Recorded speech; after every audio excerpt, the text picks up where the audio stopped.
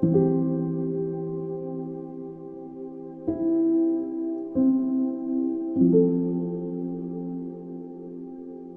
now, it's time for SPG. As in, Super Ganern Secret File.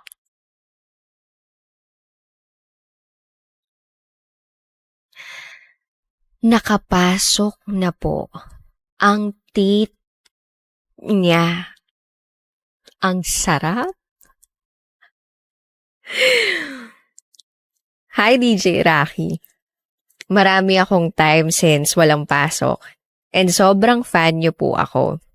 Sobrang fan ako ng Secret Files program mo.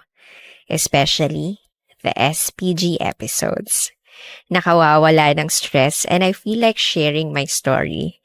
Cause I want to know kung merong ibang naka-experience nito.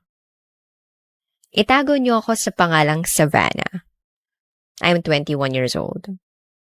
Meron akong boyfriend na itago na lang natin sa pangalang Gerald. We've been together for almost 3 years. Legal na kami both sides. In fact, kilala na ako sa family niya. At ganun din siya sa family ko. Laging updated sila mama at papa kapag wala ako sa bahay dahil yun ang rules. Kada may alis kami ni Gerald, they should know and they should be updated. May time pa nga na sila mismong tumatawag kapag merong times na hindi ako nakakapag-update. So, last year, hindi ko makakalimutan na dumating sa Pilipinas ang Tito Henry niya galing abroad. He stayed in Manila for 2 weeks. Lagi akong kasama sa mga lakad nila. Kain dito, inom doon, gala dito, gala doon. So, eto na nga. Siyempre, dahil naka-check-in si Tito Henry niya sa isa sa mga 5-star hotels dito sa Pilipinas, niyaya niya kami ni Gerald. Since close na close niya talaga si Gerald. Plus, nag-iisang anak lang siya at yung iba naman niyang mga pinsan at kaanak nasa probinsya. So, sa 4th night ni Tito Henry, nag-overnight kami sa hotel na pinagstayan niya. Nagpaalam ako sa parents ko. And besides, may tiwala naman sila kay Gerald, so pumayag naman sila. Kasama rin naman namin si Tito sa room, so wala silang dapat ipag-alala. Kaya lang, pagdating namin sa hotel, Tito Henry was rushing going out. Sabi niya, alis lang daw siya saglit because he needs to meet someone na malapit lang din sa hotel. So, iniwan niya sa amin yung keycard. Wild thoughts ang dumadaloy sa aking isipan. Same goes with my boyfriend. Pero tiwala pa rin ako kay Gerald. Although nagkaroon na kami ng chance before ng boyfriend ko to sneak in, so this wouldn't be the first time that we're doing it. Pero, pwede na rin pagkakataon. Kinandatan ako ni Gerald after ibigay sa kanya ni Tito Henry ang keycard. So, I texted na sila mama at papa na nasa hotel na kami. And umalis lang si Tito Henry pero babalik din agad. So, eto na nga. Pagpasok namin ng elevator ni Gerald, niyakap niya ako tas pinisil-pisil niya yung tiyan ko.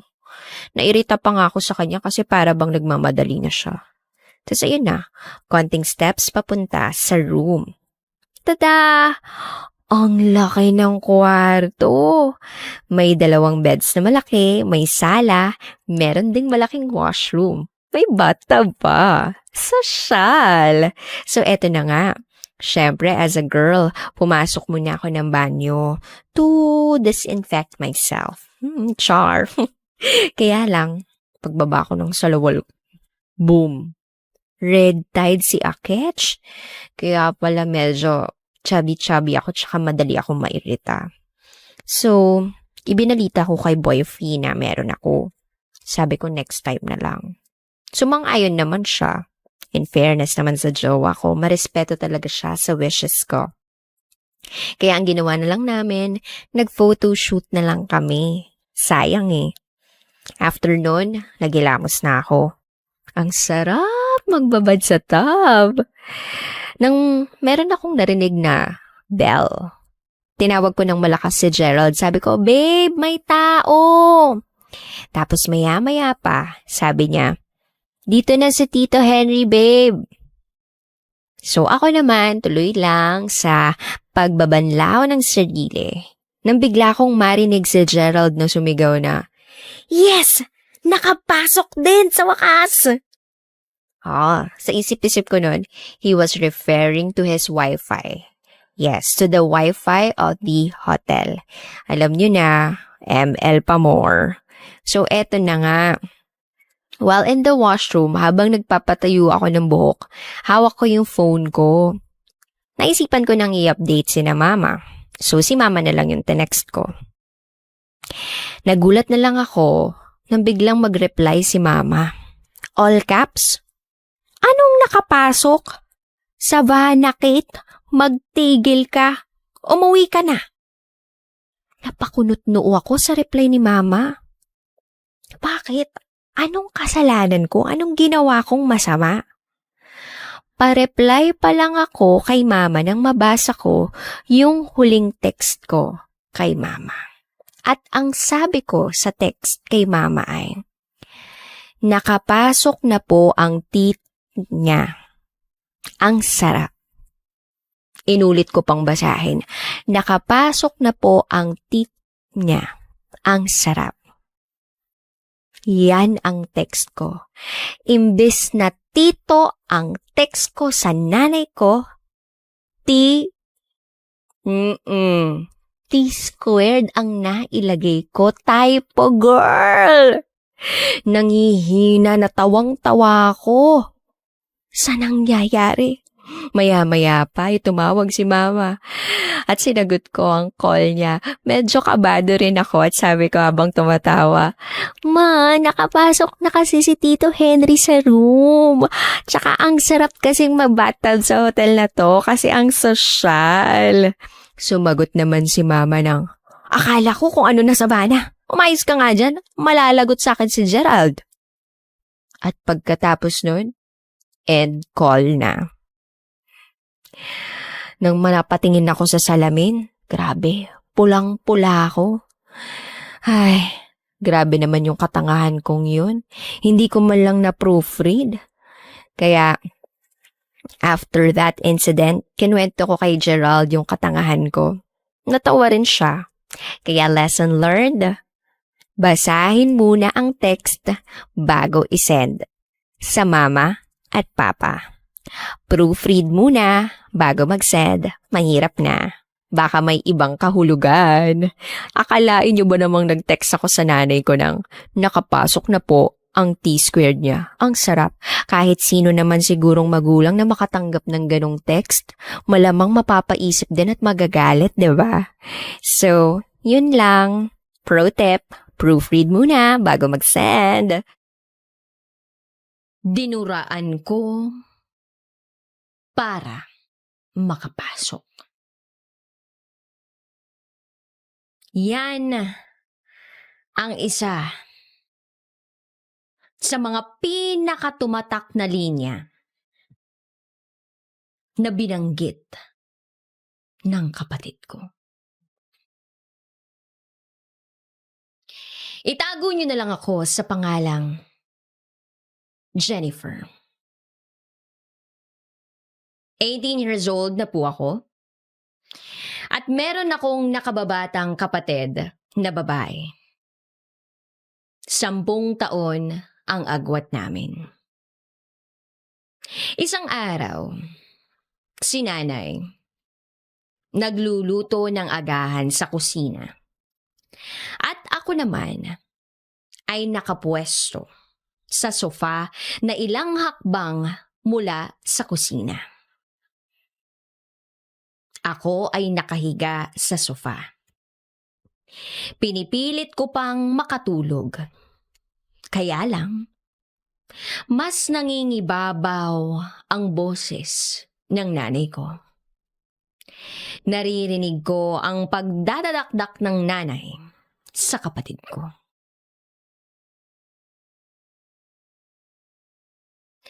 Ang sabi ni nanay, Neneng! Gisingin mo nga ang tatay mo. Sabihin mo pumasok na siya at tanghali na. Sige na, Neneng. Gisingin mo na tatay mo. Sabihin mo pumasok na siya, tanghali na.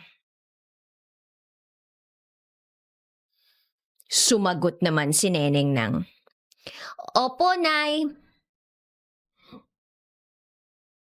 Naramdaman ko ang pagpasok ni Neneng sa kwarto ni nanay at tatay na ilang hakbang lang mula sa kusina at sa pwesto ko.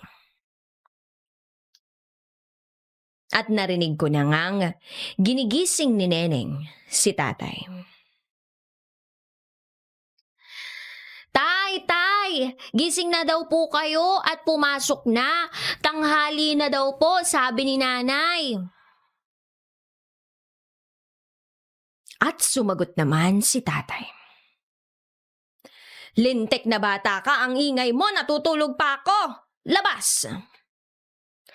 Medyo napabangon ako sa sofa. At nakita kong lumabas si Neneng sa kwarto.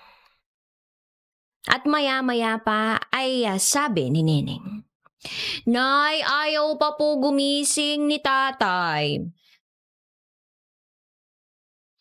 At sumagot naman si nanay, Gisingin mo! Gisingin mo! Gawa ka ng paraan para pumasok siya. Dalian na at mahuhuli na kamo siya. Bumalik si Neneng sa kwarto. At gumawa ng paraan si Neneng.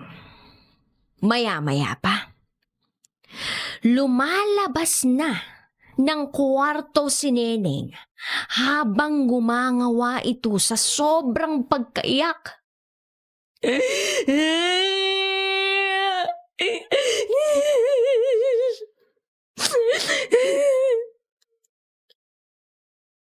Nagulat ang nanay.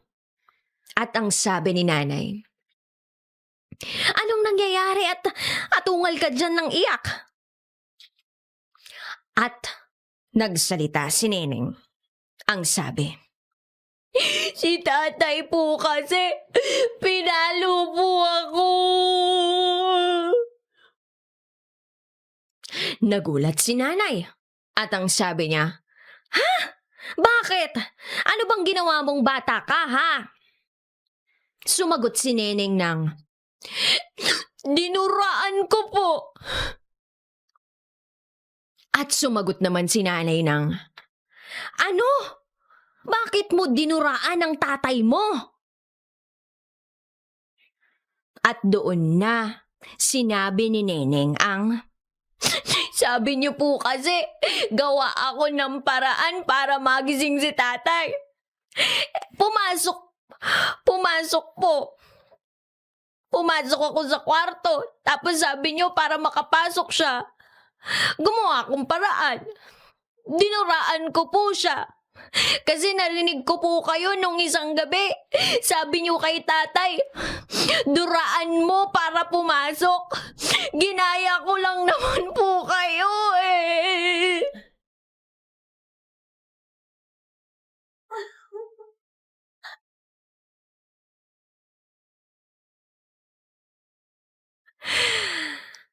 At doon ko nakita si nanay na natulala. Ang bibig niyang parang Armalite ay nagmistulang simbahan. Napatahimik ang buong paligid. At ang naririnig lamang ay ang iyak ng aking kapatid na si Neneng.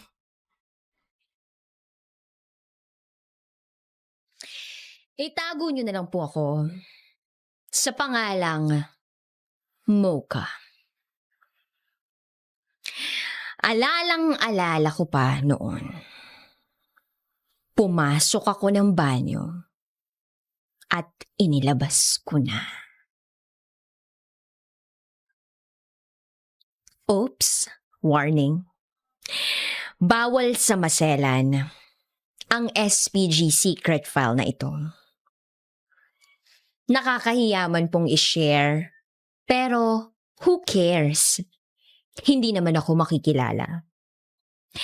Ito na po siguro yung pinaka nakakababa, nakakahiya, at pinaka nakakadiring pangyayari sa buhay ko. So, eto na nga. Bigla akong sinundo ng boyfriend ko sa bahay namin. Siyempre, kinikilig si ate mong girl. Wala akong kaalam-alam na pupunta siya. Sabi niya, magla-lunch lang daw kami sa labas sandali. Sandali. Kasi, kung hindi niya sinabi yung word na yon, hindi ako sasama. Kasi, that morning, uminom ako ng slimming tea na alam nyo na. So, sa isip-isip ko, sandali lang naman kaming lalabas. Magla-lunch kami. Hindi kami magtatagal. So, ganito nga. Nagbihis ako. Casual lang. Short and t-shirt. Pero sabi niya, mag-ayos daw ako. Kasi sa mamahaling restaurant daw kami kakain. Di ako naman nag-ayos. Pero eto na nga. OMG. Dinala ako ng boyfriend ko sa bahay nila. Birthday pala ng daddy niya. Pagkadating ko, sinalubong agad ako ng parents niya. Kwentuhan habang pine-prepare ang handa ng sisters niya. Kaya nung okay na ang lahat, kumanta na ng happy birthday para sa daddy niya. Tapos, nag-start ng kumain. Nakakalimang subo pa lang ako ng kanin na merong ulam na liempo. Biglang humiyaw ang tiyan ko.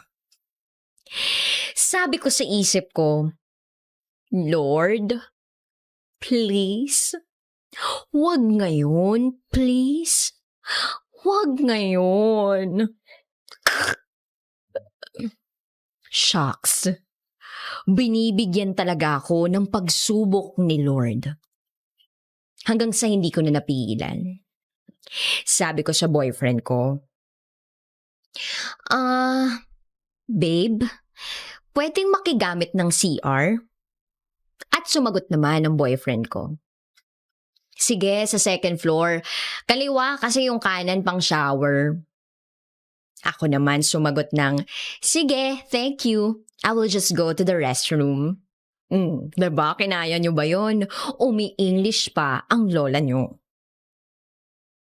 So, eto na nga. Akyat ako sa second floor. Pumunta sa CR sa kanan. Nakakita ng kubeta. At yun na. Pumasok ako ng banyo at nirelease ang sama ng loob. Ay, di okay na. Akala ko nalagpasan ko na ang pagsubok ni Lord. Ipa-flush ko na yung Ipa-flush ko na yung mahabang ahas na dilaw. Packing tape. Sira ang kubeta. Ayaw lumubog. Buhos ako ng buhos ng tubig pero napupuno lang talaga. Napapamura na ako. Hindi ko alam kung anong gagawin ko. Pakunti ng kunti lang yung lubog ng tubig pero lumulutang pa rin ang mga object na korte at kulay saging.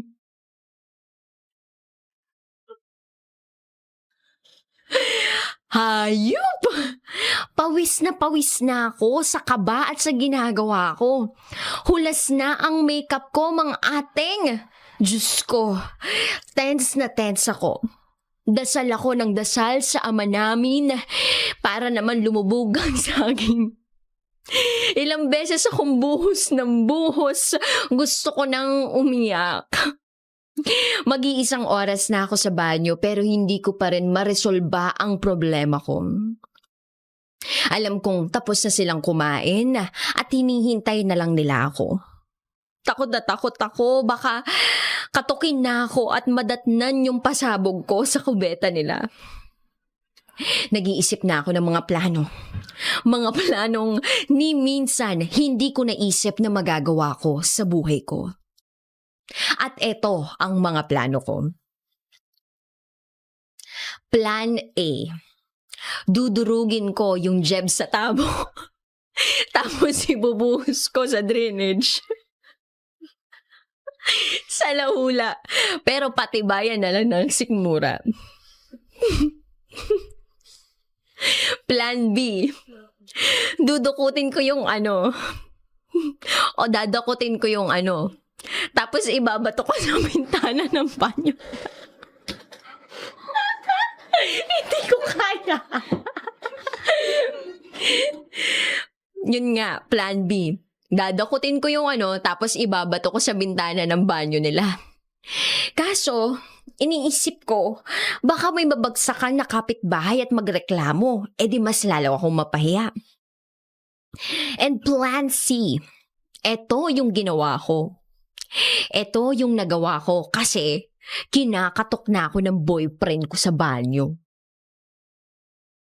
Sa sobrang taranta ko, dinukot ko yung jebs ko gamit yung supot ng grocery store na nakita ko sa banyo nila. Saka ko ipinasok sa bag ko. Grabe, besh! Mainit-init pa. Binuhusan ko ng shampoo yung kubeta nila sabay buhos ng 3 tabong tubig para bumula at hindi mapansin yung madilaw na tubig. Pagbukas ko ng pinto, sabi ng boyfriend ko, "Oh, anong ginagawa mo? Ba't ang tagal-tagal mo?" Ako naman, pawis na pawis at hinihingal. Ang sagot ko sa boyfriend ko, umihi kasi ako, babe. Kaso hindi ko ma-flush yung bowl kanina pa. At sumagot naman yung boyfriend ko ng, yan lang naman pala. Ako na bahala. Sige na, bumaba ka na dun. At sumagot ako ng, babe, pwede bang umuwi na muna ako? Kasi nahihilo na ako. Sobrang sama na ng pakiramdam ko. Bawi na lang ako, please. At sumagot naman ang boyfriend ko ng, sige babe, paalam muna tayo kina dad. Di ayun na nga. Nagpaalam na. Beso-beso, ganyan. Pumasok na kami ng sasakyan. Yung boyfriend ko, may kinakwento siyang something. Pero hindi ko iniintindi kasi nga, sino ba naman yung marerelax kung alam mong may tae sa bag mo, di ba? Iniisip ko na sana hindi butas yung supot at hindi kumalat yung katas sa cellphone at mga makeup ko. Hanggang sa bumalik na ako sa ulirat dahil narinig ko mula sa boyfriend ko ang tanong na, bakit mabaho? Parang parang amoy tae. Sabi ko, oo nga baka may natapakan ka lang o kaya naman baka yung hangin sa aircon or baka marumi na talaga tong kotse mo, ipaninis mo na nga. At ayun, hanggang sa nakauwi na ako sa bahay. Takbo sa banyo, tinanggal ang plastic na may air na at super thankful ako sa Panginoong Diyos dahil hindi butas ang plastic pero medyo basa-basa pa rin yung gamit ko. Gawa ng pagkakadakot ko ng air na sa bowl gamit ang supot. And finally, yung bag, itinapon ko kasama yung plastic na may air na sa malaking trash bin sa tapat ng bahay namin with matching. Adios! Walang iya ka, pinahirapan mo ko. At nagbabay na ako sa Erna kasama ang bag ko. Lesson learned! Hindi porking Jebs na Jebs ka na, hindi mo na iintindihin ang kaibahan ng kanan sa kaliwa. Maraming salamat po.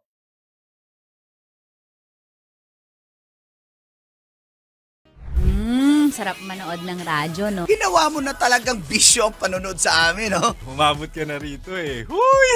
Kaya kung gusto mong tuloy-tuloy pa ang tawanan, Iyakan at kiligan, aba, i-like mo na ang video na ito. at mag-comment ka na rin, kabisyo. Hit mo na rin ang notification bell. Para updated ka sa mga kaganapan namin dito sa Love Radio. Kailangan pa bang i-memorize yan? Basic.